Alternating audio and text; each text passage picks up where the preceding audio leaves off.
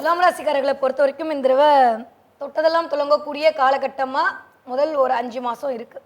அடுத்த ஒரு 7 மாதம் எப்படி இருக்குது அப்படின்னா, கொஞ்சம் கால் வைக்கிற இடம்லாம் கண்ணிவெடியாக தான் இருக்குது. பார்த்து பத்திரமா தான் கால் வைக்கணும். துலா ராசிக்காரங்களை பொறுத்த வரைக்கும் இந்த தடவை ஒரு விஷயத்தில் ரொம்ப கவனம், ஃப்ரெண்ட்ஷிப்பில் மட்டும் ரொம்ப ரொம்ப கவனமாக இருக்கணும். அதே மாதிரி உங்களை நம்பி சில விஷயம் சொல்கிறேன்னு யாராவது சொல்லி அதுக்காக நீங்கள் காது கொடுத்து கேட்டு நீங்கள் அவங்களுக்கு அட்வைஸ் பண்ணி கடைசியில் உங்களை வம்பளை மாட்டி விட்டு போயிடுவாங்க. நான் சொல்கிறது புரியுதில்ல? அதனால் யாருக்கும் அட்வைஸ் பண்ணாதீங்க. யாருக்கு இந்த தூது போகிறது அது மாதிரி வேலையெல்லாம் பார்க்காதீங்க.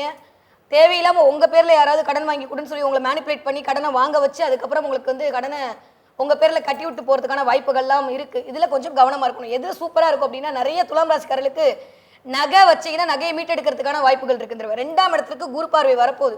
எனக்கு தெரிஞ்சு நான் சொன்ன மாதிரி இந்த 2 மாதத்துக்கு முன்னாடியே குரு இயங்க ஆரம்பிச்சிருவார்ன்ற போது வரக்கூடிய ஏப்ரல்லேருந்து துலாம் ராசிக்காரர்களுக்கு சூப்பராக இருக்குது. 2ஆம் இடத்துக்கு குரு பார்வை, 4ஆம் இடத்துக்கு குரு பார்வை, கிட்டத்தட்ட 6ஆம் இடத்திற்கு குரு பார்வை அப்படின்ற போது நிறைய பேருக்கு வேலை மாற்றம் கண்டிப்பாக உண்டு. ஒரே ஒரு விஷயம் துலா ராசிக்காரர்களுக்கு என்ன வாழ்வியல் பரிகாரம்னா, தயவு செஞ்சு மெடிடேஷன் பண்ணுங்க. வேற ஒண்ணுமே இல்லை.